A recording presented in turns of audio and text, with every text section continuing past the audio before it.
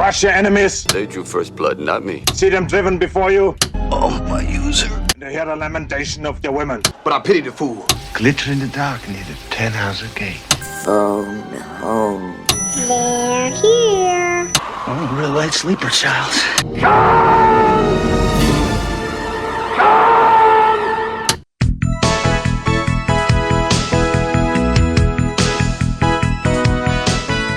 Welcome to Vintage Video, where we're rewatching the 80s so you don't have to. We'll be reviewing every major film release of the 1980s in chronological order, overanalyzing what you've seen and spoiling what you haven't. I'm Patrick O'Reilly. I'm Jesse Bayless. And I'm Richard Wells. And today we're discussing The Sword and the Sorcerer, released April 30th, 1982. It was written by Tom Karnowski, John V. Stuckmeyer, and Albert Pyun, directed by Albert Pyun, and released by Group 1 International Distribution Organization Limited. That's a good name for a company. Group 1 International Distribution Organization Limited. So it's not international? It's international, but limited international. We're the company corporation. We're the company We do business. Company Co. Incorporated. LLC. Writer-director Albert Pyun has become a cult figure in the vein of Charles Band and David DeCoteau, churning out films for decades on next-to-nothing budgets and always reaching for the stars in concept. Maybe David DeCoteau doesn't always do that. The Sword and the Sorcerer would become his first produced screenplay, and he spent years peddling it to every major and minor studio in Hollywood, even once covertly sneaking a copy of the script into Charlton Heston's dressing room, hoping to lure him into attaching himself. Can you imagine that you just I'll just leave this script in his dressing room, as if an actor goes into the dressing room. What's this script doing just gonna here? leaf through it real Perhaps quick. I will read it.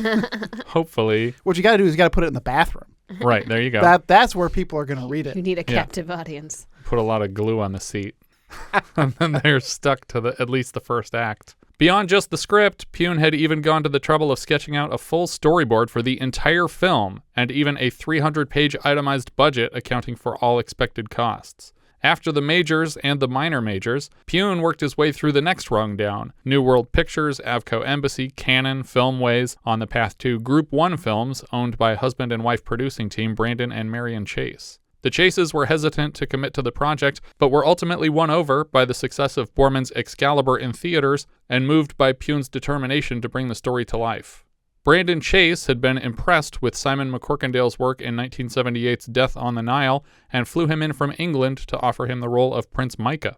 The producers were disappointed with Lee Horsley's costume tests as Talon and suggested hiring David Hasselhoff in his place, but Pyun fought hard for Horsley to keep the lead role. Richard Lynch was somehow talked into the project with the outlandish suggestion that the finished product might have Oscar potential. Pyun has commended Lynch's work in the film and credits the actor's drug problem with improving his performance. The film shot for 8 weeks, mostly 16 to 20-hour shoot days, and was famously accident-prone, with many actors stabbed and cut with needlessly metal prop weapons. Other weapons that required electricity for special effects purposes occasionally melted in the hands of the cast, but the worst accident on set is one we'll discuss when we get to it in the beat for beat. Kathleen Beller was allegedly told by producers that if she refused to perform several unscripted nude scenes, that they would keep her from ever working again, but Pyun assured her the nudity was not necessary and she would not be retaliated against. The film's distinctive three-bladed sword prop was inspired by weapons Pyun had loved in the Lone Wolf and Cub films, and it made such a splash on screen that replicas were sold as toys. From this film? Yeah. Oh, interesting. I can see it making a good toy because it shoots stuff out. Yeah, especially if it actually launches like that. I don't understand the weapon in terms of its practicality. No, not at for all. Use. Yeah. Because especially once you fire one of them, it becomes unbalanced. Yeah, which is why you just have to discharge the other one randomly to get rid of it. When you haven't fired them, as a projectile, I guess it makes sense. But when you're just using these 3 giant prongs as a sword, are you supposed to swipe with it? Are you supposed to stab with it? It's good for spaghetti. See, I would have put the outer blades at a 90-degree angle to the center blade, so you That's could a little so you too could much. swing it in any direction. Maybe. As the budget tightened, Pyun was forced to scrap plans to shoot practical location exteriors in favor of stock footage. He also sparred regularly with DP Joseph Mangini and felt that the crew occasionally teamed up against him, misunderstanding what he called the film's gee-whiz adventure quality. Pyun had hoped for final cut and a 2-hour runtime, but as a non-DGA member, he was only allowed in the director's chair because Group 1 Films was not a DGA signatory, so he could not claim the full benefits of a member. Pyun has suggested that his full 2-hour cut contained more humor and breathing room for the story bits that are missing from the shortened theatrical cut. A rough cut of the film used John Williams' Superman score as a temp track, but Pyun was sorry to have it replaced with David Whittaker's final score. He much preferred John Williams' music. It's like, Well, don't we all? It's John Williams. Finalizing special effects pushed the release back to early 1982, hoping to beat Conan the Barbarian to theaters. In a limited first-week release, it brought in an unexpected $6 million, $2 million past its $4 million budget, and the decision was made to extend the rollout nationwide. Pacific Theater chain were familiar and not fans of Pyun's and refused to book the film until another successful limited release in Pyun's home state of Hawaii. By the end of its release, it had raked in $39 million, the most profitable independent film of 1982 and the highest grossing of Pyun's entire career. Ultimately, Pyun was very proud of the final product and breaks down on the commentary track, remembering how the film proved his many critics wrong. In 1983, the film was adapted into a ColecoVision video game, which never made it to market, but a demo can be found online. The sequel, Tales of an Ancient Empire, promised at the end of the film, eventually came to be in 2010 as a direct-to-DVD release, but I'll discuss the plot of that one at the end of the film. We start with an uncredited narrator informing us our story takes place in the mythological past where legends are born. The voice actor is Corey Burton. Know you now of days long past, the time when the world was young, when sorcery thrived and wild adventure was forever in the offing. And of this epoch, little is known, save that which is veiled in the mists of legendary. King Titus Cromwell, played by Richard Lynch, leads a boat full of men rowing ashore and then dragging their boat up the beach of Tomb Island. His warriors carry torches and escort a cloaked pagan priestess up the rocky cliffs nearby. The mouth of this cave is actually the Bat Cave in Griffith Park. They move through the caves and leave a handful of men outside to stand guard. King Cromwell, Count Machelli, played by George Maharis, and the so-called witch come to a cavern with a stone wall carved in the pattern of hundreds of human faces. The witch kneels beside a platform, and the king orders her to begin a ritual. She conjures flame and speaks in tongues, and one at a time, the faces of the wall open their eyes. This is the best part of the whole film. It's pretty cool looking. In my opinion. Yeah. The faces all smushed together and then looking like stone to begin with and then starting to come alive. And it's still like... They're even slimy, too. Well, I was going to shiny. say, they start stone-like, but when they start to move, they become icky and gross and, flesh-like. Yeah, It's it great. sets you up for something and then really doesn't deliver on it for another hour or so. But I agree that at this moment I was fully on board. Yeah. King Cromwell holds his torch near the wall to confirm the faces are now alive and moaning and writhing away from his flame. We hear a 2001-esque moaning behind the scene, and a strong vortex of wind spirals to life, blasting the three visitors with copious red powder. When the cavern goes silent again, we can see the vat in front of the witch is a thick bubbling slime, and a creature floats to the surface of the muck. Even the witch is horrified.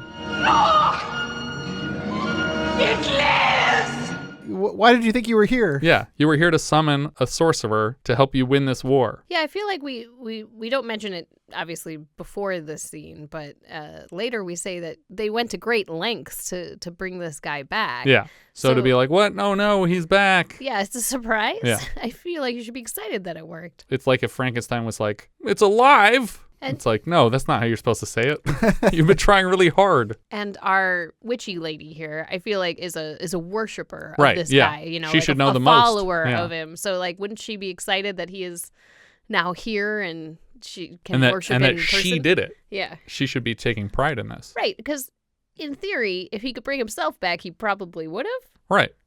Right? But maybe he can't. Maybe Maybe not. she's better than him. She's better than me. She's better than me. Ladies can do stuff now. I'm sorry, I don't speak Spanish. It's from Anchorman. We'll come to know this creature as Xusia or Xusia of Delos. Shusha? Shusha? The first time I heard it, I thought they said Shusha. I mean, they kind of did. I think it's Xusia. It's spelled with an X. Yeah. But yeah. Xusia of Delos, being played by Richard Moll, but donning a sort of orc-looking mask on an otherwise normal human body. Like, really, only the face and hands are weird. The contact lenses Moll wears for this creature actually fused with his eyes, and he missed a lot of the shoot because he had to have the lenses surgically removed from his head. Oh my God. He's replaced with a double when the character comes back at the end of the story because he was like, I did my day on that set. We're not going to cut my eyeballs open again. Wow. We're all done. Xusia raises a hand with long, spindly fingers to the witch, and she begins to lick the slime from him. Xusia turns to Cromwell and, in fluent English with a Zool accent, asks the man to introduce himself. Who art thou? Titus Cromwell, King of Aragon. What is wished of me? We need your help in conquering Aden. It's the richest kingdom in the world, and I want it. It's not the noblest of causes. Nearby kingdom has all the gold. I want the gold. Xusia asks why a king can't fight his own wars, and Cromwell says he's already been foiled twice, which comes after thrice, and means 4 times. But with Xusia's magic, it would be a cakewalk. Do you guys recall the last time we saw someone reciting an incantation to resurrect a character played by Richard Moll in the hopes it would slay their enemies? Oh, man. That's really specific. That is really specific. I don't remember having Richard Moll in a It was movie. this season. Was it? 1982. Oh. I could tell you the character's name that's being resurrected. All right. Why not? Esteban. Oh. Okay. What do you got? Evil speak? That's right. Yeah. Xusia wants to hear their offer, and the Count speaks out of turn to suggest that he should be happy they even woke him up. After all, how can we be sure a toad like you even has the power to aid us? To prove his power, he of course turns it on the witch woman and chokes her telepathically with his glowing fingers. He throws her backward across the room and then summons her heart from her chest. He drops her still beating heart in the muck and considers his point made. This seems not fair. This lady did all the work. Right. She was the true believer. She had all the knowledge. She brought them here. She resurrected the guy. Yeah. Kill a henchman to Yeah. make your point. But there's no other henchman here. There's the Was king. There's I thought there was one other dude behind no, the king. they all waited out. Well, there's Count Machelli, who's the one who called him out and said, I don't know if you can even help us. Well, then put another dude in this Yeah. scene. It's that easy. I just don't think it's fair that the person that did all that work gets no... I think it would be funnier if he did it to Cromwell. And it was just like, Well, yeah, the movie's over. The movie's over. I love it. He's like, all right, fair good. game. You're pretty good. Actually, you know what? He was the one who wanted stuff. I'm cool with my heart. I think we're cool with our hearts, right? We're going to go. Just have I'll take a care of that good kingdom nap. myself. I'm Yeah. good. Do you need us to put the lid back on this for you? You want us to warm up the slime before you go back in? How are you going to do that? Just breathe on it slowly. I don't know what the fuck we're doing here. Despite this demonstration, Cromwell warns Xusia not to betray him, assuming he's somehow immune to heart rippings. Xusia tells him that he must help his own kingdom and that Xusia will take what he deserves from this agreement. Yeah. Xusia, it seems like he's very powerful, but is just very easily killed. Yeah. As though he's got to walk a fine line between, I got a lot of power, but man, the slightest thing is just going to kill me. Yeah. So. We cut now to the city of Adon, a peaceful, civilized nation. The camera pushes into the face of King Richard, played by Christopher Carey, meditating in his garden, until his wife Malia, played by Nina Van Pallandt, finds him there and leads him back to a waiting party. Outside the king's walls, King Cromwell and Xusia of Delos are already laying waste to the outskirts of Adon on a death march toward the king's castle. Cromwell assumes the hard part of the invasion is done, and since they can handle the rest without Xusia, they should kill him now while he's still weak from single-handedly defeating the strongest waves of warriors in the kingdom. Xusia limps up to King Cromwell and admits he is weary. Well, then you shall sleep.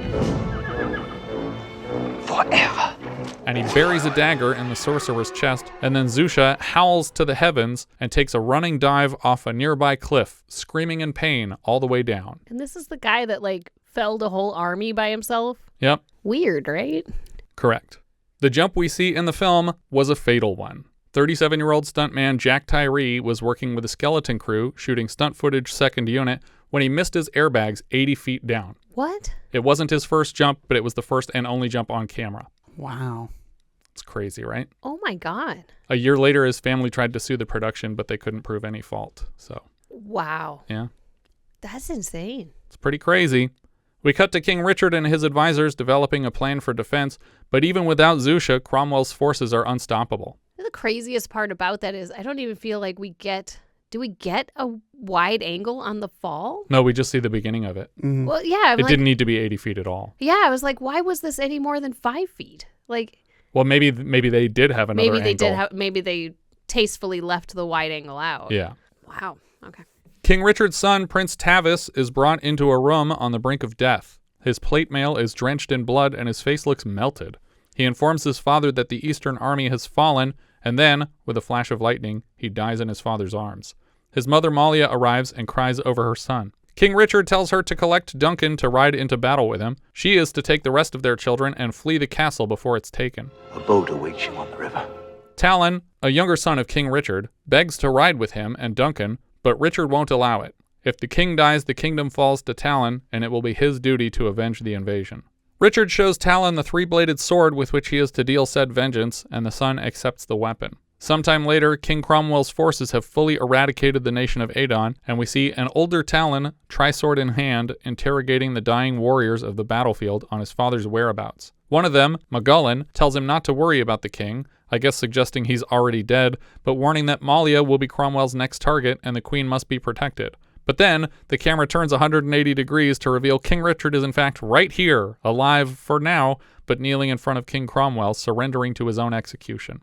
Talon cries out for his father, but Magellan urges him to find and protect the queen. The future of the kingdom is in your hands. Now go. Go! Go! Unfortunately, Cromwell has already intercepted the queen and Talon's younger siblings by the time Talon gets there. I'll spare your daughter if you officially proclaim me king. Malia leaps forward and stabs Cromwell in the heart, but not deep enough to kill him. Talon arrives just in time to see his mother beheaded in retribution, and again screams to her, this time catching Cromwell's attention. As he rides away, Talon is knocked off his horse by one of Cromwell's goons, and for the first time we see the tri-sword in action. He presses a button on the hilt, and one of the blades rockets off the sword and straight through a goon's head. A second goon fires an arrow at the boy, pinning his hand to a tree, and he spins around to fire the second detachable blade into the archer, knocking the man 10 feet back and killing him instantly. It bothers me that he doesn't go and get those pieces. Right? Yeah. It's like shark teeth. They just grow back. I guess it's kind of awkward to be like, oh, excuse me, hold on. I'm going to go get that. And then you bring it back and kind of load it back onto your sword. I feel like he should do it before he leaves the scene at the very least. Well, and that's the thing is like, are we ever going to see this again? Yeah. And the answer is yes, but I was like, how is he going to get all these pieces back? Because he leaves without them. Yeah, it kind of works with like video game storage physics because he's not carrying this sword around later and then suddenly he just has it. Yeah. And nobody gave it to him. Mm-hmm. He didn't like stop by his weapon locker. He just pulled it out of his satchel. I mean, I suppose, assuming Cromwell just left his men there and didn't take the pieces, you could just swing back around one maybe. day and pick them up. Maybe they just buried him with this giant blade in their heads and he went to the goon cemetery. Well, I do think that the guy from Murphy Brown. Oh, Joe Rogobudo? Yeah. So I think he does bring the sword? I think he does. He like, if anything, I think that he stays on Cromwell's like side, but he's like undermining. No, he's on Talon's side the whole time. He's on, but he's never with King Cromwell. Like, No. He's literally one of the mercenaries working with Talon before they get to town. Oh. Okay. He talks shit about Talon now and then, but he's like the he's friend still- that yeah. rips on you. Okay. For some reason, I thought he was at the banquet later. Like, Everybody kind of is Mm-hmm. because they all kind of converge on it at the same time. and Machelli bounces around because he pretends to be on people's teams. Yeah. oh yeah, I have questions about that Yeah. one for sure. But I thought he was like undercover. No, I don't think Cromwell's so. Side. Okay. Talon cannot pull the arrow from the tree, and by the time Cromwell arrives to survey the damage, he finds his dead men and the bloody tree arrow, suggesting Talon just dragged the arrow through the rest of his hand to escape. And also that he left all these detachable blade pieces stabbed in the goons' heads instead of simply reloading the sword gun. I think he would have broken the arrow. And then, Anything other than, I'm just going to make these two middle fingers way longer by just dragging the sword through the middle of my bones.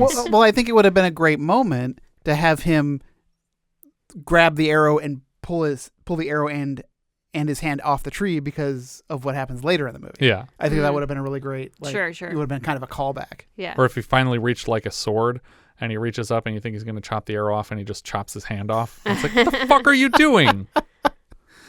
Now I actually am a Talon. No, that's just a bone. Narration tells us Cromwell spent years searching for the boy with no luck. Talon had simply vanished into the void. But he didn't vanish. He goes by his own name. Right. And is And super everybody famous. knows him. Famous Everyone knows him. mercenary. I can't find the boy. He has the same name as that the celebrity boy. What's his name? The one who looks like him. Holy fuck. He's got like a big scar in the middle of his hand. Fuck beans. That was him, wasn't it? Rumors begin to spread throughout the kingdom about the rise of a legendary warrior, and we see the man standing on a cliff facing the sea when someone calls to him. Talon! Talon turns to face us, now 20 years older, 11 years later. He's grizzled and bearded in a fur cloak from a beast he no doubt killed with his bare hands. That's right, he has bare hands now. No, just regular human hands. He's collected a small crowd of mercenaries and intends to follow through on his promise of vengeance to his father, though apparently he hasn't shared the plan with any of these men yet.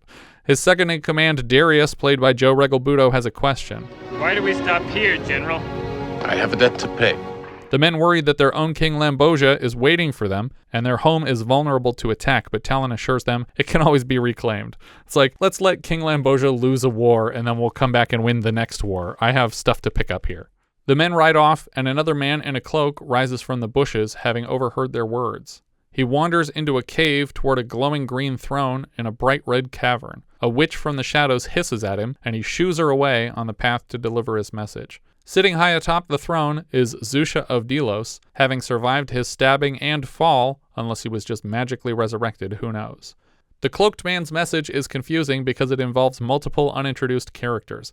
Evidently, a prince named Mikah, presumably a son of Cromwell's, has been planning a rebellion, and it will soon be put down, and a woman named Alana will be taken to Cromwell to marry him against her will. Turns out, it's not a son of Cromwell's. No, it can't be. Yeah. No. But we never really explain who this guy is. Seemingly off topic, Xusia shares with us his story of the intervening decade that brought us here.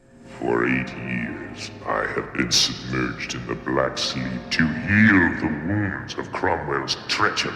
But we've already established it's been 11 years, so I guess it was 3 years, and then he's like, oh shit, I should crawl into the Black Sea. It took him 3 years to crawl there. Oh, okay, that makes sense. That's pretty far. Soon, Xusia will pursue vengeance on the king who betrayed him. In 2 days' time, the rising of the 7th moon, Cromwell's power, Cromwell's bride, and Cromwell's flesh shall be mine! We cut now to the same garden where we found King Richard earlier, but it's all overgrown with tangles of dead plants now. King Cromwell stands looking confused and disturbed. He's approached slowly and silently by Count Machelli, who summons him to a gathering of generals in need of a battle plan for a vague upcoming final conflict. Cromwell tells Machelli to handle it himself, and he will 2 hours from now. For some reason, this conversation doesn't happen for a long time. We cut now to the city of Adon outside the castle walls. In the shadows of a tavern backroom, we see Prince Mikah hand off a scroll with his orders to a man named Rodrigo, played by Anthony DeLongis, friend of the podcast. We had him as a guest on the Phoenix Foundation podcast. He promises to signal the start of the rebellion soon. Talon and his men kick in the door to the bar and order a bucket of the bartender's finest. The order catches the eye of a beautiful young woman at the nearest table. The bartender stupidly informs these complete strangers that they picked a great time to show up because a rebellion is about to kick off against King Cromwell, and they'll need warriors. But he whispered the information behind the back of his hand as though that will protect him from what he just blurted out to potential royal spies. The people in Edom are about to rebel.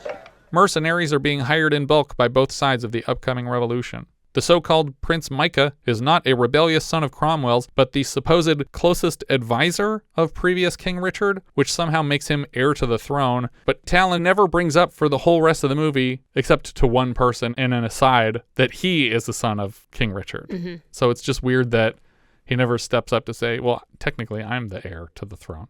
Leaving the bar, Mikah creeps through the back alleys until he collides with Count Machelli, who, shocking twist, is actually backing Mikah's rebellion. Tomorrow the throne of Edan shall belong to you.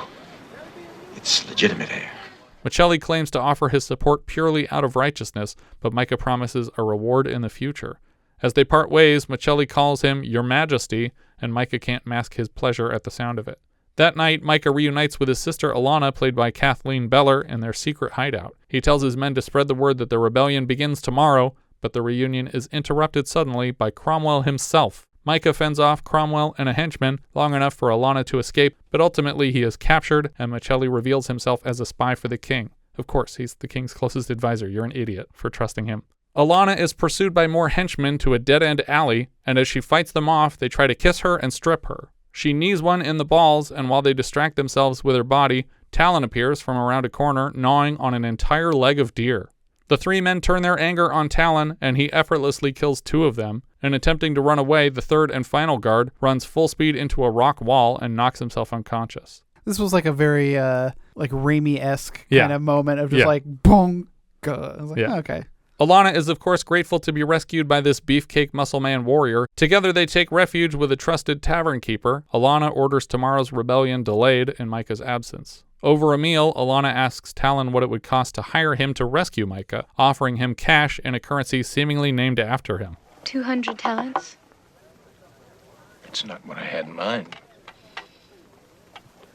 500 talents. She finally offers her body for a night, so technically he's giving her a Talon. No. When she explains her brother's being held in Cromwell's dungeon, he tells her one night might not cover the risk, and she slaps him, so he agrees. The life of your brother for one night with you. I expect my bounty perfumed and pretty. The tavern keeper returns to inform Alana that a large portion of their rebellion forces are pinned down by Cromwell's archers, and there's no saving them. Again, she turns to Talon and asks his assistance here for no additional pay. You're being paid enough for 1,000 such tasks. Oh, I can't wait to bed you, wench.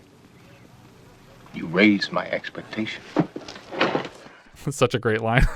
So the term wench is used quite a bit, and apparently it is a term of endearment because it seems to be always with women who are helping men out of bad situations. Right, yes. It's like let us out of here, wench. It's like, no, that's a winch. Oh, it's a winch, yeah. To the winch, wench. Out of bad situation. Just park your Jeep in the middle of the dungeon. It's like these women keep rescuing these men and they just keep calling them wenches. It's like, is that like I'll just fucking drop these keys then. Yeah, exactly. Fucking asshole. Talon takes a quick down payment in the form of a kiss before leaving to save her men. The tavern keeper assures her the man will not survive to claim the rest of his payment. And just then, another trio of guards burst in to kill the tavern keeper and take Alana back to the same dungeons. We cut now to a row of Cromwell's archers outside Skull Cave. So again, these guys come in by breaking down the door, and that's the same thing Cromwell did earlier. They just keep kicking doors completely off the hinges. The door budget is insane. The rebels are hiding in the cave, and Talon watches from the sidelines. It seems like Machelli tricked Mikah into ordering his men to hide here specifically so they could kill them all in one fell swoop. The king's men start flooding the cave with oil to roast the rebels alive inside. Rodrigo, the only named rebel in the scene, hurls a spear out the cave's mouth, impaling one of the 2 oil pourers. The second man runs off, and the archers light arrows to ignite the spill inside. But before the men are ordered to fire, Talon goes to work dousing the whole row of archers in the same oil, and somehow none of them feel it splashing across their feet.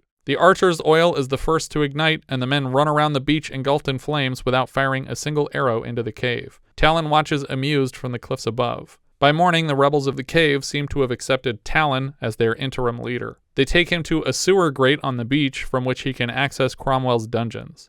Meanwhile, in the castle, Alana has been dressing for a wedding, Marion Ravenwood style. She seems to lean into the illusion that she's excited to marry Cromwell and take her place as queen of this land. And I will make love to you like no other can. With what? And again, she goes for the nuts and knees Cromwell hard in the balls. He slaps her to the floor and nearly pulls his sword before assuring her the wedding will happen whether she likes it or not, even threatening her brother's life otherwise. In the dungeons, Mikah hangs from chains in a cell and bleeds from whiplash marks across his shoulders. A maiden named Elizabeth brings Cromwell snacks for a torture break, and he orders her away. She offers him her body, but the flirting is interrupted by a henchman, Verdugo, played by Robert Tessier, burning Mikah's flesh. Verdugo, by the way, literally Spanish for executioner. Is it? Yeah, it seems like a simple word to have such a specific meaning. I literally thought it was like a named Verdugo, and I'm like, that... Verdugo way means executioner way. Well, is it perhaps not his name, but it's just his title? Like just like if you. I mean, I don't know what difference it makes. They only call him Verdugo, but yeah, I was just like when I read that, I was like, that can't be right because Verdugo isn't that just like. I feel like it's just a shade of green or something like that. It's not like specifically. I felt like it was a common Spanish term. I didn't know that it had that. It is. Executioner is very common in Spain. Cromwell asks where Xusia is. He's confident that no rebellion against him could have survived without the sorcerer's help. But Mikah claims Xusia's been dead for 1,000 years, which clearly isn't true. He was around 11 years ago. And earlier today. Still unconvinced, Cromwell orders the torture to continue. Torture will continue until morale has improved. That's not how torture works at all. Cromwell claims Xusia could take on any form. Mikah must not have recognized the demon. Talon, Rodrigo, and the rebels continue through the sewers toward the dungeon and are swarmed with hungry rats until Talon douses the path with oil again and burns the rats alive. When they reach the castle, the rebels split up, and of course Rodrigo's team is caught instantly by the guards. Another guard sneaks up on Talon and foolishly takes him on mano a mano. Talon breaks into the castle by throwing the unconscious guard through another wooden door. He moves to the dungeon doors, blocked by 3 guards, and knocks. When they check the window, he reaches through to choke one and then throws open the doors to kill everyone else at once. Talon seems annoyed to find Rodrigo and his men locked up here, but he frees everyone anyway. Mikah's not here because he's been taken to Cromwell's torture chamber. As they're each freed, the various prisoners express their gratitude to Talon, including a former architect with knowledge of secret passages throughout the castle. Be cool to see this pay off later, but it doesn't really. Yeah, I mean, he just asks, like, tell me everything you know. Yeah. Off screen. And people will assume that yeah. I use it to my advantage. But the reason for the architect is just is like, it's like, oh, I know too much about the castle, so he imprisoned me. Why didn't he just kill you? Yeah. That doesn't make any sense. When Cromwell learns the dungeons have been emptied, he orders his consort Elizabeth to stay with Mikah and then orders a guard outside to kill both of them. Before the sentence can be carried out, Elizabeth unchains Mikah, and they're both surprised to find an armored man in the chamber with them. But it's Talon, and not the guard from outside, and when he swings his weapon down, he cuts through the rest of Mikah's chains. Talon carries Mikah, the wounded prince, to his men. I owe you one, my friend. No, your sister owes me. Now go before it's too late. Elizabeth, the consort, kisses Talon in thanks, and then leaves again to find Alana. Cromwell's guards are no match for Mikah's fully assembled forces, and they take the men out left and right, working their way through the dungeons. Talon stumbles upon the bedroom of the king's many wives. They grab at him to slow him down, but he continues searching for Alana. He finds her in the next room, lying face down on a bed and being oiled from head to toe. He's distracted enough to lose the upper hand, and a guard cracks him in the face, knocking him out a window and several stories down. Yeah, we get a really cartoonish, whoa. Yeah, and then he falls through like a ceiling into a bed. But he immediately gets to work climbing back through the castle again while the guards search for his body. He finds himself cornered in a hallway with a dozen guards ahead and behind him.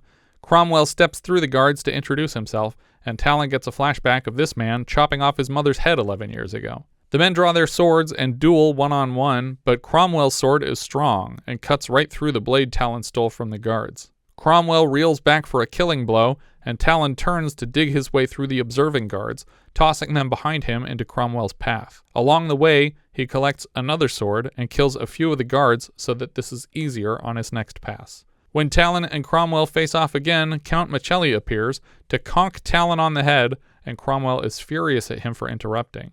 Machelli assures him this man is actually Xusia in disguise. How else could he have appeared so suddenly and made it so far? I have questions here. Okay. But I don't know if I should save it for later. Go ahead, ask. Because it is a bit of a spoiler. It's fine. Okay. I know what you're going to say. At what point is Machelli replaced with Xusia? Already. Okay, because I don't think it's clear when it happens because he doesn't act any differently until we get the reveal later. Yeah. That's why, as far as I know, from the 11 years later on, it's been Xusia the whole time. That's what I was thinking because I was just like... Or basically since we saw him on the throne after that. And this is why I was kind of thinking that maybe this whole time it was Xusia in present day because Machelli maybe was, in fact, part of the resistance. And then he took him over. Xusia takes over, and then he's purposely playing both sides. Yeah, which seems weird yeah. because it's like, if you hate Cromwell, why don't you help people overthrow Cromwell? Or just kill Cromwell. You obviously have opportunity. I was going to say, at this point, like, why wait? You probably have... Just kill him at his next sponge bath or whatever. Yeah, you probably have access to him all the time when he's not guarded. Machelli assures him this man is actually Xusia in disguise. How else could he have appeared so suddenly and made it so far? Right. So he's throwing him off the trail of, I'm Xusia. But for some reason reminding him that Xusia could take the form of anybody right now. Cromwell sees his logic. Instead of stabbing and re-killing the demon, Cromwell and Machelli just walk away. I guess he got taken prisoner, but in the scene it looks like they're just leaving him here to recover. The next day, Elizabeth is treating Mikah's wounds when Rodrigo returns to inform the prince of Alana's impending marriage to Cromwell and Talon's public execution. Talon's men, Philip and Darius, who I practically forgot existed, are actively sexing up Adon's dockside whores when they learn of Talon's planned execution, and they gear up to stop it. A man named Captain Morgan overhears their plan and offers the services of his fellow sailors to rescue the great hero Talon. He's just like, I'm Captain Morgan, and he poses exactly like the pirate on the bottle. And it existed in 1982, right? Yeah, Captain for sure. Morgan as a brand. Well, he was also a person, right? Well, yeah, that's true. He was also. Elizabeth rushes in, and her friends are happy to see her safe. She shares that Talon rescued her, and that she can lead them back to him now. Darius holds out a sword like he wanted everyone to reach into the circle, but nobody does, and then he slowly pulls it back to himself.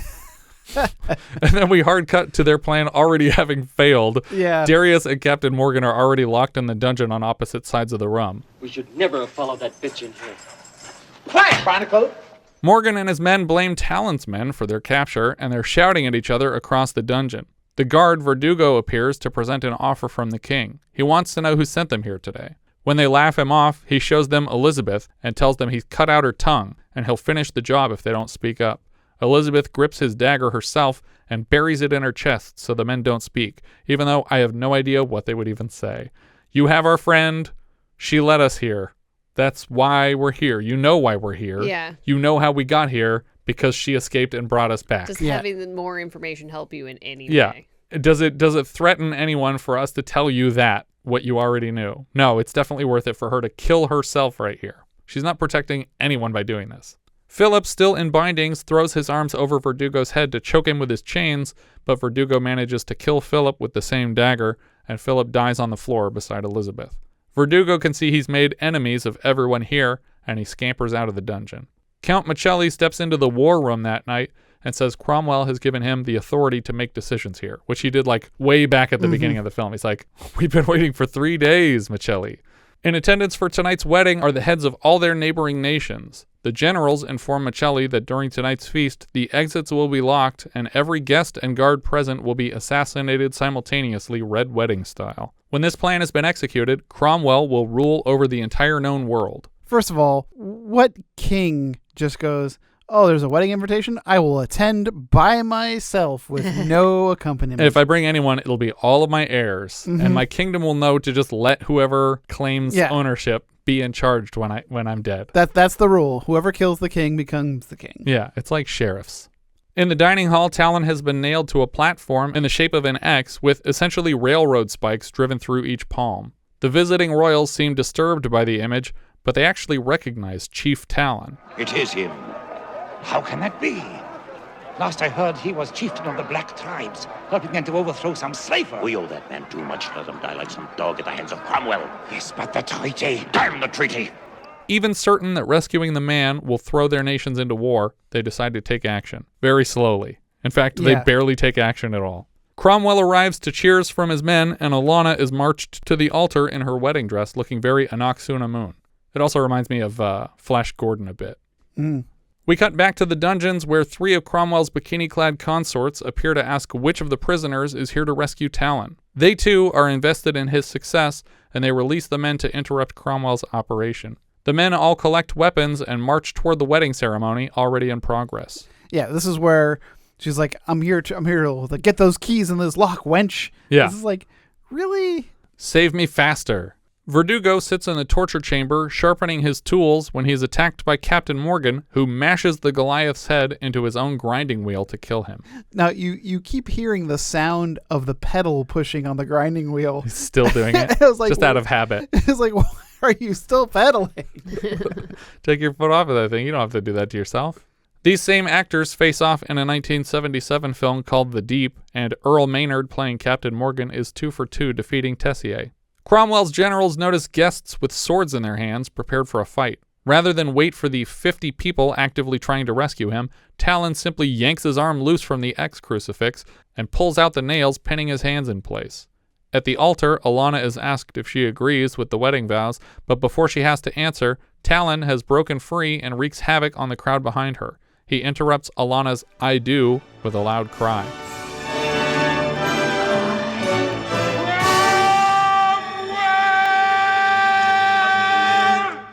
I feel like They wanted the dramatic scene of like pulling the hand out with the spike in it. Yeah. Which I think, probably could have been done better if we had better everything.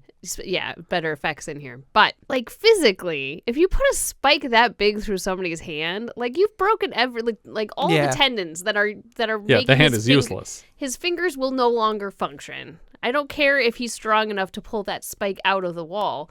His hands won't work anymore. Yeah. Unless, as, say, a child, his hand were pinned to a tree with an arrow, and he had pulled a groove between two fingers, and his hand had healed around that same gap. And so he was used to having a big slice, but they did it to both hands now. So it's impossible. He can't do any of this. I thought he was going to fight with the spikes in his hands. Oh, man, that'd be great. That'd be cool. That's like the Jesus revenge story that we never got. Yeah. Yeah, it just really bothered me that he goes straight into holding a sword and stuff. And I'm like, you can't use that hand. Or the other one. What are you doing? Stop it, Talon. Immediately, the room is a bloodbath. Cromwell's guards are killing guests. Talon's friends are killing guards. A royal guest unpins Talon's other hand to repay the deeds of the past. This is all they do to help him. They're like, there, Talon, look, I got your other hand. We're even now. Mikah's men join the fray as well, and we see Rodrigo take a few guys out by himself. The massacre becomes a slow-motion montage as good overtakes bad all over the room. How can you tell? I don't know who's on whose team in this entire Anyone fight. with a feather collar is a bad guy. Everyone else is a good guy. I don't know. Well, but they all seem like guests. But if you were a guest of Cromwell, aren't you on the bad side? Or you're maybe just not? a neighboring I don't know. village. Yeah, I it's don't hard know to who say. any of these people are. How did they know who to kill at the Red Wedding? They were like, just leave the frays, I guess. The frays won't enter the fray.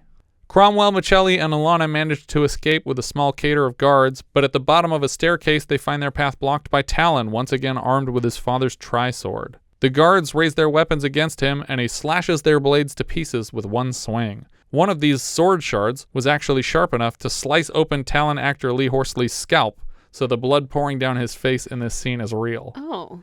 Because they're like porcelain swords. What the fuck are you using? I want these swords to be real sharp. I'm fighting with cardboard. One of these men somehow manages to tackle Talon to the floor by himself and tries to stab him with the shattered remains of his sword, while Cromwell and Machelli whisk Alana away again. We keep doing the same thing over and over. Just move her to another room. Yeah, and what is Cromwell's obsession with Alana? I don't know. I understand that more than I understand Machelli's obsession with her, but we'll come to that later. I think it would make more sense if Alana was a remaining daughter of Richard. Right, yeah. So he's trying to legitimize his throne even more. Talon finally wrestles the man away just as Rodrigo and Mikah come to his aid. Too late, guys. You didn't pull my hands out of the spiky things, and you didn't save me here, and you've done fuck all. And they're like, what you do is you go rescue my sister, and we'll just stay here on the stairs in case, in case anybody needs any stairs shit. What the fuck are you doing? Come with me and rescue your sister. No, we're gonna hang out right here. And when we come back to them, they are literally just hanging out. Yeah, they're like, turned out nobody came by. What do you want me to do? For some reason, Machelli is asked to lead Alana away into a nearby foggy cavern full of iguanas, and finally gives up his true plan to her in private. He plans to kill Cromwell and take over his kingdom. He assures her, prematurely it would seem, that Mikah and his rebellion are dead. You mean pre-Machelli? Ah. Hey. Now, I'm assuming he's like the vizier character, that Machelli is a play on Machiavelli, right? We just took some letters out of the middle and we were like, he's the mastermind behind all this. Again, Alana plays pushover and pretends to give in to the man's charms and power. And of course, this is another prelude to nutcracking. I'll obey you. You obey this. It's her signature move. But instead of recoiling in pain, her knee seems to crack against something artificial, solid metal or rock. And it's like, wait a minute. Why is he even hitting on her if he's like a fucking robot or something? Like a chastity belt? He can't possibly be interested in her because he's not a human. He steps back from her, disappointed by her scheme, and he tears off his skin to reveal his true face. From inside the Machelli skin sack emerges the slimy, bony limbs of the Sorcerer, Xusia of Delos. Here all along, at Cromwell's side, orchestrating this entire debacle. The best shot from this transformation is of Machelli gripping the top of his head on both sides and wrenching it in half to spill black slime from inside. Xusia flops out of the mess like a live-action Hexus. He entrances Alana with glowing red fingertips. When Cromwell finds his mortal enemy here with his maybe wife, he swings a sword at the demon, but the same glowing fingertips now throw Cromwell backward across this foggy cavern. Alana collapses to the floor, which is probably dangerous for the actress if she's breathing in a bunch of dry ice fog. Like her face is completely under the fog on the ground. Talon arrives and sees that someone is here doing his work for him. I have no quarrel with you. Out of my way. Someone is mine! Okay, then we have a quarrel. Yeah, that's Quarrel Town. I was really hoping for this movie just go, you can have them. Yeah. Do you promise that what you're going to do is going to hurt more than what I was going to do? Because if so, we're cool. And then is there anything I could do for you on my way out, I guess, would be my next question. I can watch the stairs. Yeah, I got some guys watching. My friends taught me how to watch the stairs. I'm pretty good at that now. It's kind of funny that this whole movie centers around a shitty evil king who made enemies of a lot of people on the same day. And they all, by coincidence, chose the same day to take their revenge on him. And now they're mad at each other for stealing each other's revenge. I kind of wanted them to stop down here and talk it out like adults. I don't know if you understand. He cut off my mom's head in front of me when I was a kid. He's like, oh, okay. He threw me off a cliff. He stabbed me in the heart and threw me off a cliff while I was winning a war for him. Did he actually even hurt you? Or did he just do things to people you care about? Did he even bring you back from the dead? He killed my mom and my dad within 15 minutes. It's like, well, honestly, fool me once, shame on you. Yeah. Why didn't you save your mom? Like, weren't there people there telling you to go protect your mom? Well, yeah, there was this one guy who said that. And you didn't do it? No. You have some kind of ranged weapon? Yeah. I mean, kind of. Yes, I do. Yeah, you're right. Shit.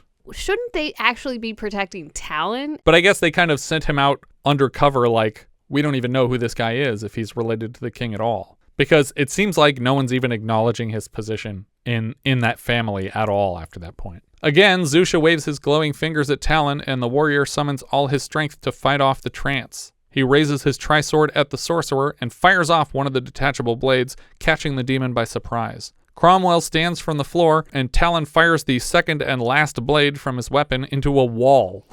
Just as a display of power, but also, like you said, to even out the weapon a little bit. Well, I think it's to fight Cromwell on even terms as well.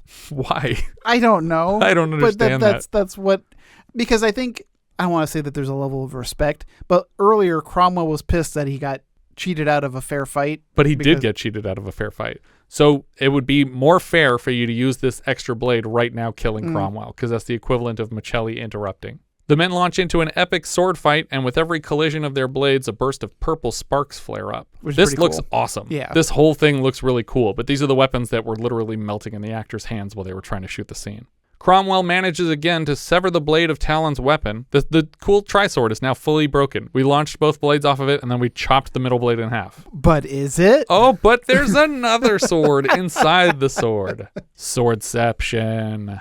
And the warrior slips a small dagger from within the broken weapon, and luckily it's just long enough not to have been cut by the blade being cut in half. A giant snake slithers along the floor of the cavern and fully wraps up Alana before she awakens from Xusia's trance. When Cromwell finally loses the duel, he demands to know who's killed him. Oh, hold on, though. There was also a great moment with Cromwell where his weapon is damaged, but it also opens up into a second weapon. Right. And I was like, what?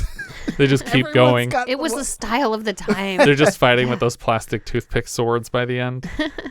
When Cromwell finally loses the duel, he demands to know who's killed him. Talon, son of Richard. King Richard, if I wasn't specific enough. Cromwell tips forward and dies on the floor, and Talon scrambles across the room to free Alana from the snake. He grabs it by the neck and literally punches it into a pile of flying snake parts like a Popeye cartoon. There's a great moment, too, when she's being wrapped up by the snake, Cromwell's dead, and she calls for him, and instead of saying, Alana, or hold on, he just goes, like he's like doing the collar around the neck going, nah. He just spoke fluent warrior on accident. And we get one last jump scare from Xusia, but Talon immediately stabs the sorcerer again because he's super weak. I don't know if I made this clear. He has incredible powers. Super weak. Very, very fragile man. So he just stabs him in the chest and he dies again. And for some reason we assume again that it's for real. We pan across all the bodies piled up throughout the castle. Almost every fighter that could have been helping Talon for the last hour is just waiting for him to kill the king for them. When the camera comes to rest on Mikah kicking back in a chair, Talon drops the crown on the corner of it. Everyone breaks into cheers for the immortal hero as Mikah places the crown on his own head to accept the gift of a kingdom. Alana turns to remind Talon, "Don't we have some business to attend to?" That we do. He snatches her up and swings from a balcony over the crowd toward a bedroom somewhere, presumably, where they just fuck back and forth in the sky. And we dissolve to Talon and his men returning to the mission they ditched for this one. But before they go, Rodrigo of Mikah's rebellion asks if he might join up with their crew. Well then, let's be off. We've a battle at the offing. Kingdoms to save and women to love. They ride their horses up the coast silhouetted in the setting sun. At the start of the credits, a title card proclaims, "Watch for Talon's next adventure, Tales of the Ancient Empire, coming soon." And by soon, they of course meant 28 years later, in 2010, slightly retitled Abelard, Tales of the Ancient Empire. Pyun returns to direct, and it stars Michael Paré, Kevin Sorbo, and Lee Horsley returns as a mysterious stranger. It also features the roles of Xusia, Alana, and Rodrigo, but recast with new actors, even though, at the very least, Rodrigo is still around because Anthony DeLongis is still around. Yeah. So that's Sword and the Sorcerer. I do feel like the middle is very slow, and then the third act is very repetitive, where it's like, we have the queen, move her to another room. Oh, you're here again. Let's fight. Now we'll go to another room. Okay, now let's go to another room, and we'll fight again. And then we'll go to another room, and we'll fight again. But that's just how these movies go. Say, it's not anything deep. Yeah, and it's not the worst choreography in the world. I would have liked more wide shots in these rooms because I feel like so much of it is played in close-up, and I get that that's a cost-effective way to do things. But there's some things where it looks like they had a pretty cool set, and they could have gotten more of it in frame without, spending extra money. And I think that would have been to the film's credit. But the sword idea is cool. I like that it shoots the blades, even if it's a little bit nonsensical that he never has to reload it, and they just kind of grow back. Yeah, grow back like fucking starfish legs. And it's weirdly brittle. Yeah, like starfish. Yeah, exactly. Maybe they're like crystals. Yeah, it's like a Galaxy of Terror.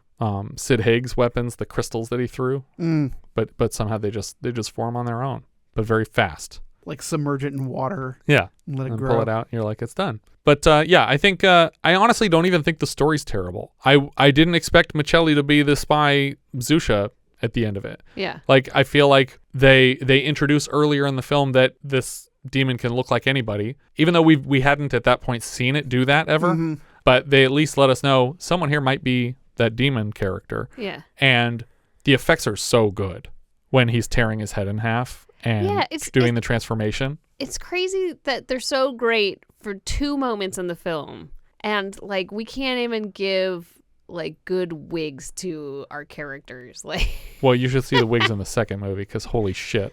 I mean, the blonde girl in the dungeon, I mean, it was like Spirit Halloween where her bangs are sticking straight out from her head. Well, Michael Paré in the second film is wearing like a fucking Sephiroth like Pai Mei white wig hair, and there's like black hair underneath it that you could just see. It's like riding an inch above his hairline. It's insane how little they cared about it. But every exterior in that whole movie is green screen, so it doesn't really matter because you're not selling anyone on the entire universe. Yeah.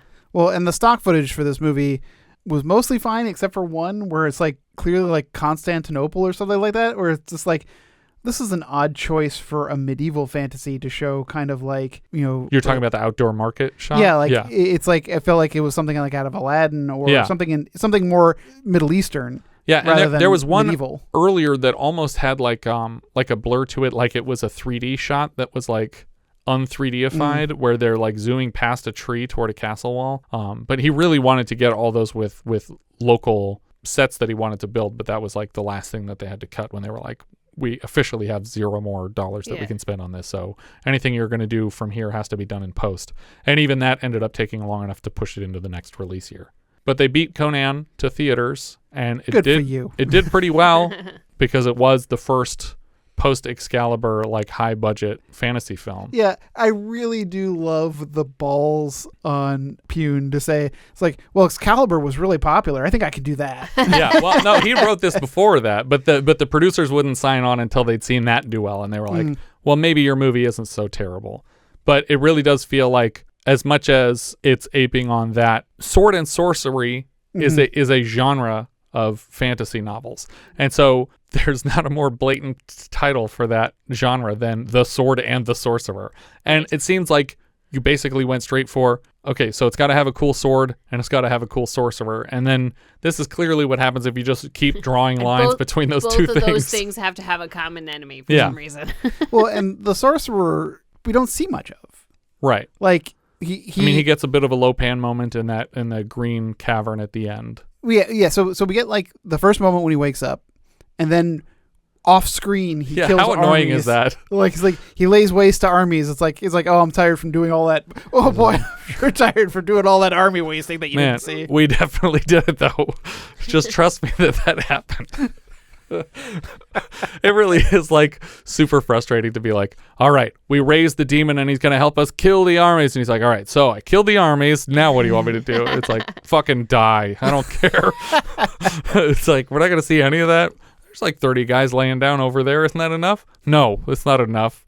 When was the last time we complained about that? It was like Tarzan the Ape Man, where they're like, oh no, he killed the whole tribe. And it just cuts to like the river is just littered with like 200 bodies. And it's like, we didn't see one person get hit in this whole fight. We just cut back to everyone being dead already. That's cost effective, but yeah. So I felt like it was lacking in the sorcerer department. For sure, yeah. But there is some cool magic going on. And I think I get why it did well, because there wasn't anything else like this between Excalibur and Conan, and people like this stuff year round. Mm-hmm. So good for him. And his other movies aren't on this level, and that's why none of them have replicated the success of this one. But this was fun. There's some fun stuff here. What are we thinking on thumbs for this? I will give it a thumbs up, but not an enthusiastic thumbs up. Okay. I think it's an experience. Richard?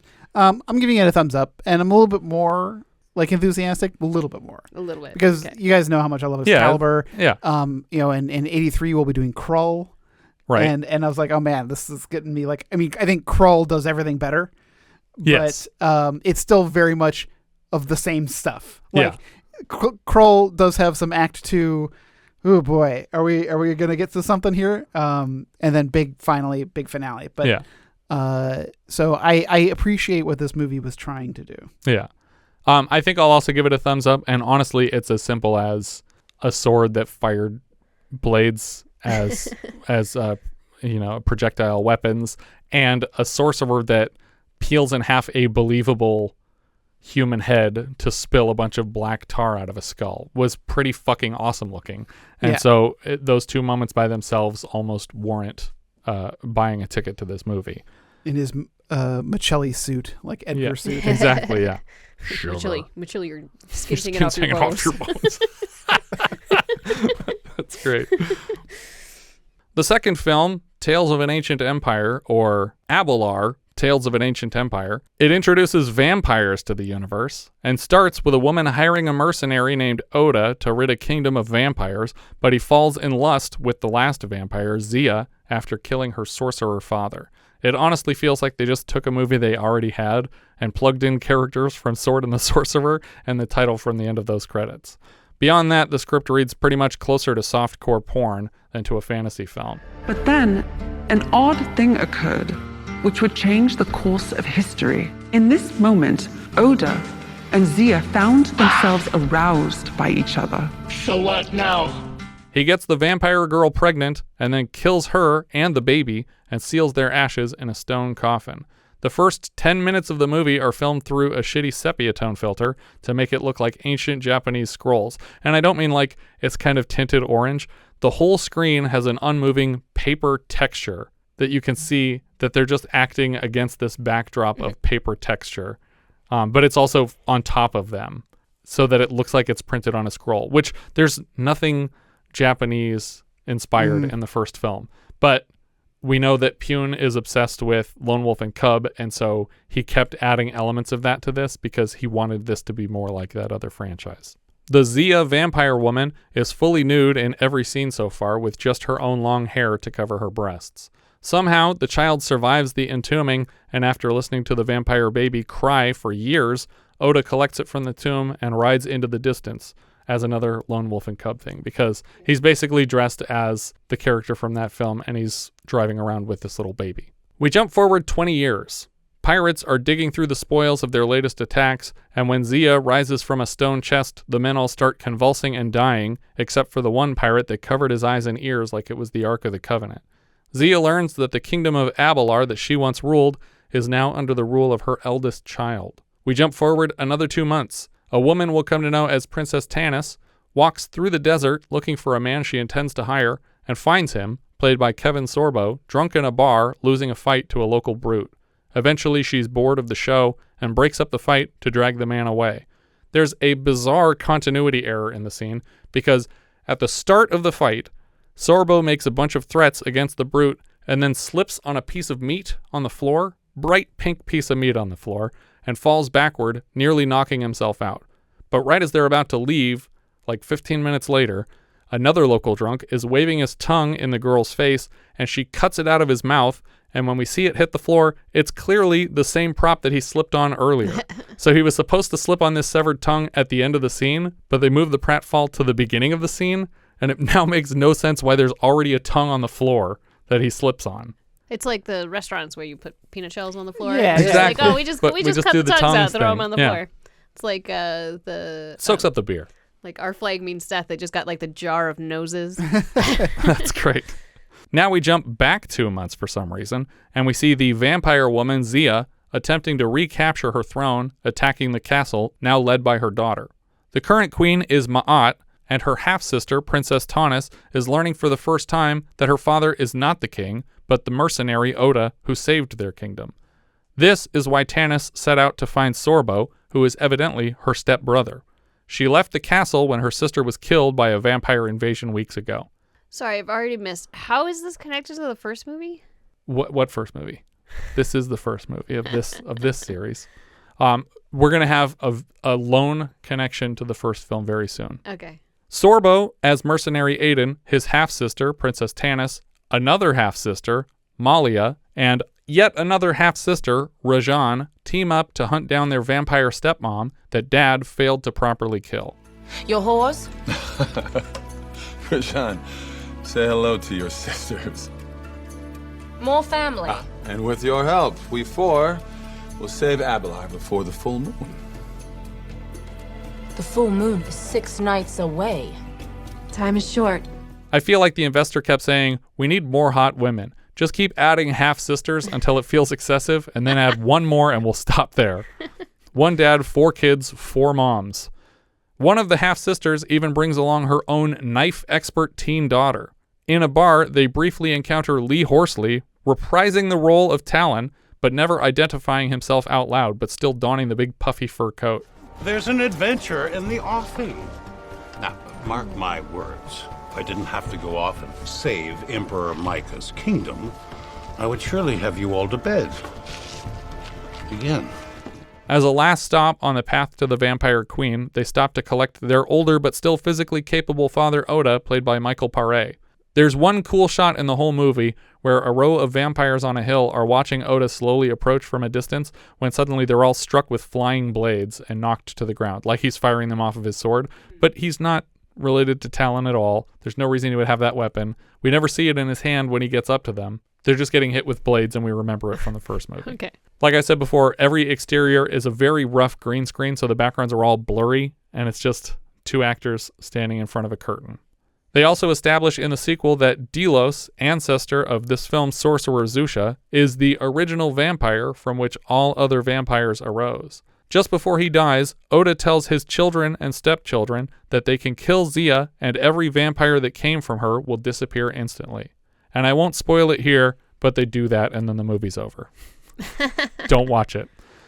The last 15 minutes of the film's hour and 30 runtime are credits. And the climactic fight scene looks like they literally just cut out Hercules photos of Kevin Sorbo and slid them around in frame toward a badly drawn snake, which just dissolves. Like, the climactic fight is generously 18 frames, and it's literally just a not moving picture of Sorbo sliding toward a bad drawing of a snake, and then it dissolves out of the shot. That's literally how they kill the snake at the end of the movie.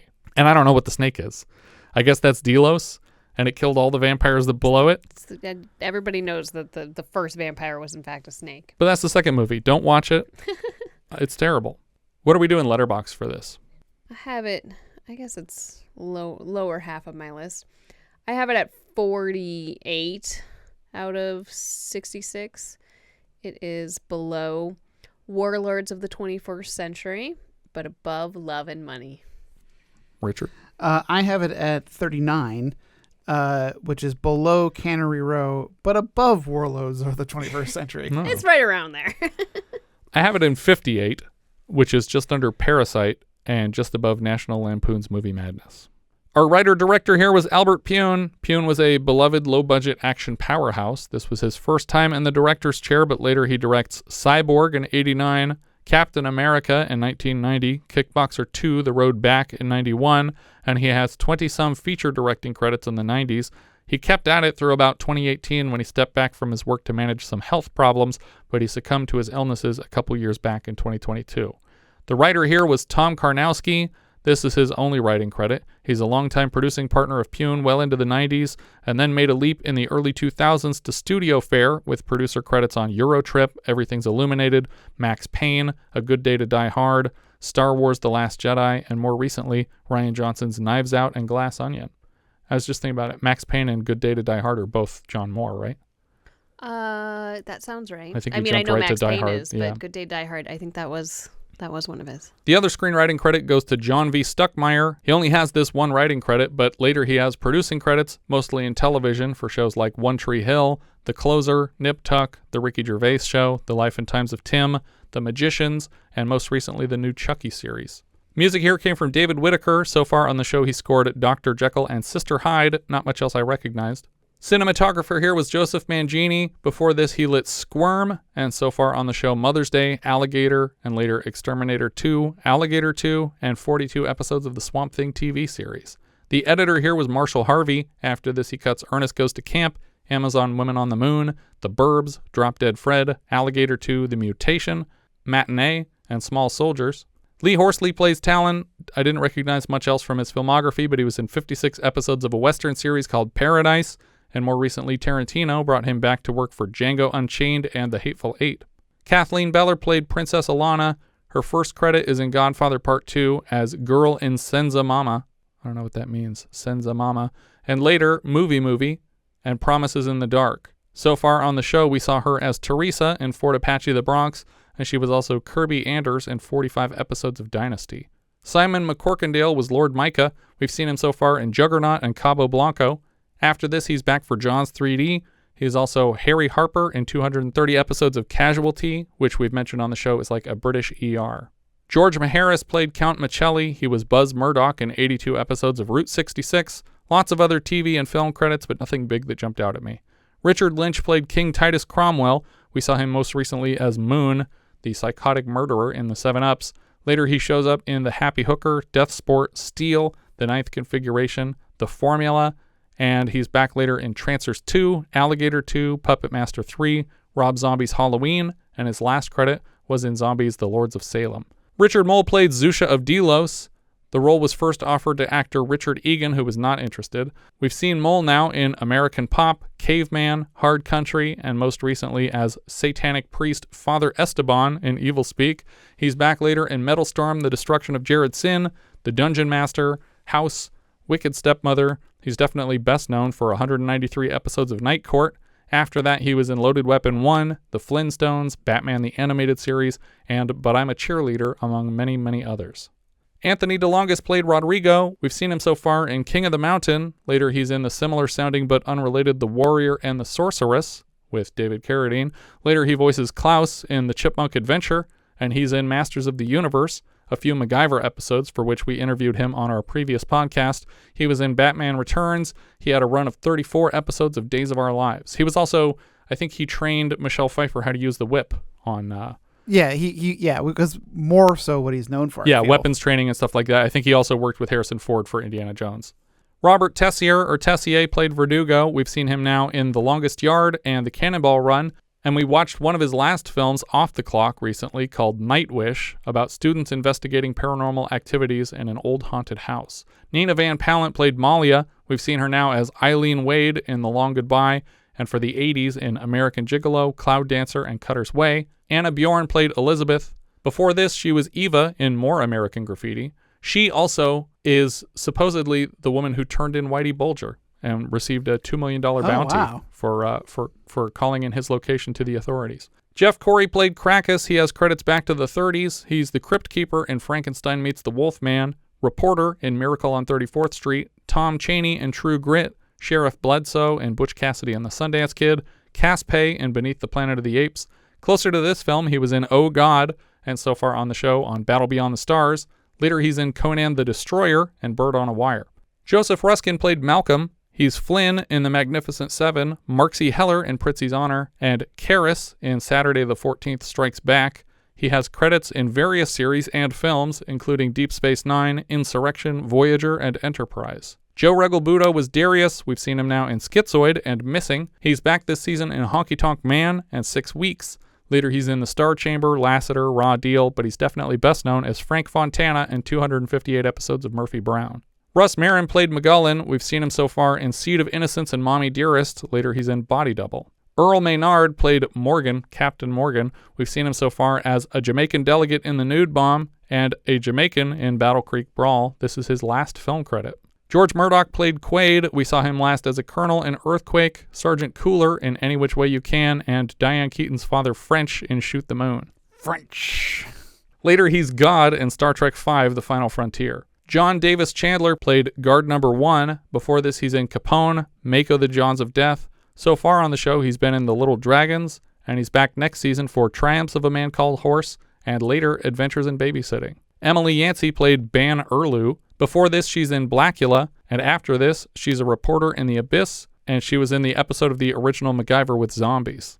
Christopher Carey played King Richard. Before this, he had a lot of TV work, including roles on Man from U.N.C.L.E., the 60s Batman, The Wild Wild West. He was Professor Ian Ilson in Captain America 2, Death Too Soon in 79, and after this film, he was in Missing in Action 2, and even a couple voices on Ah Real Monsters. But he was not in the Captain America that Pyun directed. He was in the TV movies from the 70s, and Pyun directed a feature film from 1990. Peter Breck played King Leonidas. He was Dr. Chapman in Benji, Steve Carran in The Crawling Hand, and Nick Barkley in 112 episodes of The Big Valley. Alan Caillou played King Sancho. We've seen him now in Beyond Evil. He's the captain of the Goliath in Goliath Awaits. And his only film after this was The Ice Pirates, but his IMDb photo is of his portrayal of the Head, a giant four-headed boss of the space crew in Buck Henry's Quark series. Michael Evans played King Ludwig. Before this, he was in Bye Bye Birdie, Time After Time, and also Goliath Awaits.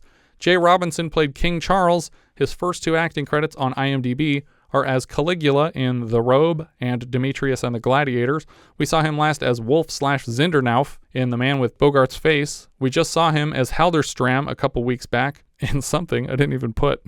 He does a voice in The Real Ghostbusters. He's a cook in Big Top Pee-wee, and later he's in Bram Stoker's Dracula. Simi Bao played the Cardinal. He was in Rocky, End of the World, and Laser Blast. We've seen him now in Little Miss Marker and Alligator. Later, he's Man in Diner in Pee-wee's Big Adventure, and his final credit was as a janitor in Beetlejuice. Reb Brown played Philip. We've seen him now in Earthquake, and he played Captain America in the 2 1979 TV movies, not from the same director. We'll see him next season as Yor in Yor the Hunter from the Future, and Ben in Howling 2 Your Sister is a Werewolf. Eric Cord played Eric. He was also in Earthquake, Damnation Alley, and Prisoner of Zenda. He's also back this season for Tron, and later Total Recall, RoboCop 2, Stuart Saves His Family, Batman Forever, and The Gift. Jojo D'Amore played a drunk. We've seen him so far in The Idolmaker and Alligator, which almost rhymes. Steve Davis played Thogan. We saw him as Quopeg, a Queequeg-type character in Jimmy T. Murakami's Battle Beyond the Stars. Greg Finley played Rumbolt. We've seen him so far in Carbon Copy and Pennies from Heaven. He also has credits in Oliver and Company, House 3, The Horror Show, Ghost Dad, Defending Your Life, Bebe's Kids, Ace Ventura Pet Detective, The Crow, as well as voices in Final Fantasy X and Lilo and Stitch. George Fisher played Ninshu. Before this, he's in The Boston Strangler and The Movie. We've seen him now in The Baltimore Bullet, Any Which Way You Can, and The Comeback Trail. He's back this season for White Dog, Endangered Species, and My Favorite Year.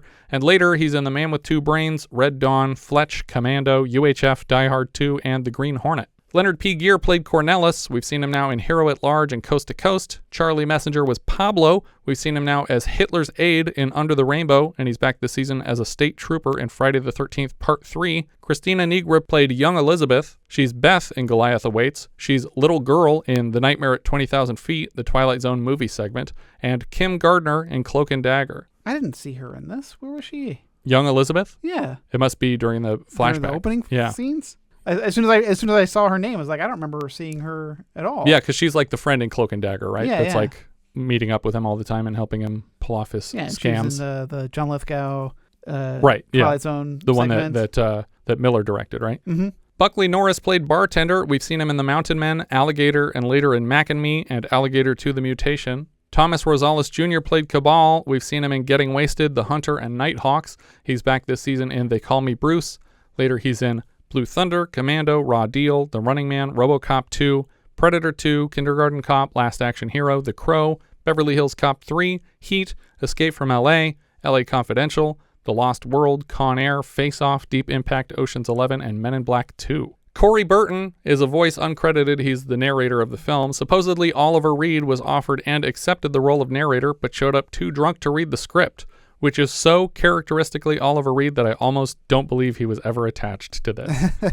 Corey Burton is a prolific voice actor with credits so far in the show for Wolfen and later in Critters, Poltergeist 2, Flight of the Navigator, Transformers, G.I. Joe, Gem, Spaceballs, the high-pitched voice of Dr. Doom in Who Framed Roger Rabbit. He's Dale and Zipper on Rescue Rangers, Ludwig von Drake on DuckTales, Gruffy Gummy on Gummy Bears, James Bond Jr. on James Bond Jr., Prince Ahmed in Aladdin, and additional voices in A Goofy Movie, Freakazoid, Princess Mononoke, Animaniacs, Mulan, Zeus on the Hercules TV series, Onus in Treasure Planet. And then our final credit here is Susie Mandel, uncredited. We saw her last as the French maid Hilda in Private Eyes. I think that's everything for The Sword and the Sorcerer. If you have any thoughts you'd like to share, you can find all our socials at linktree/vintagevideopod. And if you really like the show, maybe you should join our Patreon campaign at patreon.com/vintagevideopodcast for access to all our monthly 70s reviews and a hand in choosing next month's film. Patrons are currently choosing between Day of the Locust,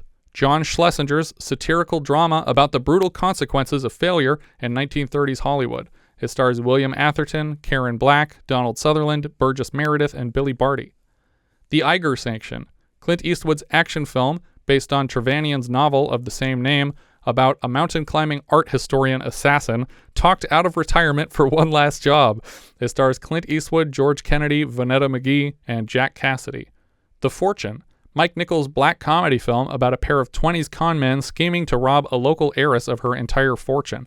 It stars Jack Nicholson, Warren Beatty, Stockard Channing, Richard B. Shull, John Fiedler, and Scatman Crothers. Why do these all group together? Yeah, all the really fun-sounding things are always in the same month. Yeah. French Connection 2. John Frankenheimer's neo-noir crime sequel to William Friedkin's Best Picture-winning French Connection, the second film returns to the story of Popeye Doyle as he follows the first film's escaped drug lord to Marseille. It stars Gene Hackman again in the lead, Fernando Rey, Bernard Frisson, and Ed Lauter. The Happy Hooker, Nicholas Scarro's sex comedy adaptation of the first novel in Xaviera Hollander's autobiographical Happy Hooker series about Xaviera's immigration to America to form a successful bordello in New York. It stars Lynn Redgrave, Jean-Pierre Aumont, Tom Poston, Elizabeth Wilson, and Vincent Schiavelli. I love Tom Poston. We've only had him a couple times, and he always blows everybody out of the water. He's so funny. He was in Cold Turkey, where he was like, the liquor bone is connected to the blood bone, and if I don't drink, then I'll die, or whatever. And he's also the guy who's like, you go up there and you tell her that Jesus is white in Carbon Copy. He's like, well, how do I know he's white? Jesus is white because God is white. I'm white. My son is black. It's just like, you're going to go to hell. Mandingo is the next film, Richard Fleischer's historical melodrama about slaves forced to fight each other by plantation owners in the antebellum South. It stars James Mason, Susan George, Richard Ward, Brenda Sykes, and Sylvester Stallone. Mary, Mary, Bloody Mary, Juan Lopez Moctezuma's supernatural slasher about an American artist who develops a taste for drinking human blood and collects it fresh from the source in a Mexican seaside town. It stars Christina Ferrari, David Young, John Carradine, and Helena Rojo. Moonrunners, Guy Waldron's Hicksploitation action comedy about a family of bootleggers, brothers Grady and Bobby Lee, and their uncle Jesse, which was adapted 4 years later into TV's long-running series Dukes of Hazzard. The Return of the Pink Panther, Blake Edwards' fourth installment in the for some reason beloved Pink Panther series, about the caseload of the ludicrous French detective Inspector Clouseau, based loosely on Agatha Christie's Hercule Poirot. In this installment, the same Pink Panther diamond is stolen again. Creative. It stars Peter Sellers, Catherine Schell, Christopher Plummer, and Herbert Lom. Or The Wind and the Lion, John Milius's historical epic retelling of the Perdicaris affair, an early 19th century kidnapping of American tourists in Morocco, which somehow escalated into an international incident, necessitating the intervention of American President Theodore Roosevelt. It stars Sean Connery, Candice Bergen, Brian Keith, John Huston, and Jeffrey Lewis for a 50th anniversary review next month.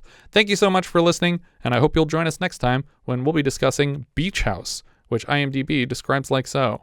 Teenagers from Brooklyn go to the beach for a vacation and run into trouble with rich snobs from Philadelphia. We leave you now with a trailer for Beach House. My. Hey, everybody, I want you to meet our new downstairs neighbor, Cecile. So if you want to borrow any sugar, here's the sugar. The livers and lovers of life welcome you with open zippers, I mean arms, baby. What? The livers and lovers of life, to tell it like it is, the way it was, and how it always will be. Ooh. You look like your mind's a million miles away. No, not that far. Just downstairs. You were with those guys downstairs? Yeah. What's with that wise guy with the hat? He's really cruising for a bruise and interrupting my boozing. Oh, Frankie, he just gets a little carried away sometimes. Yeah, well, if he doesn't watch his step, he'll get carried away all right. On a stretcher. Sure.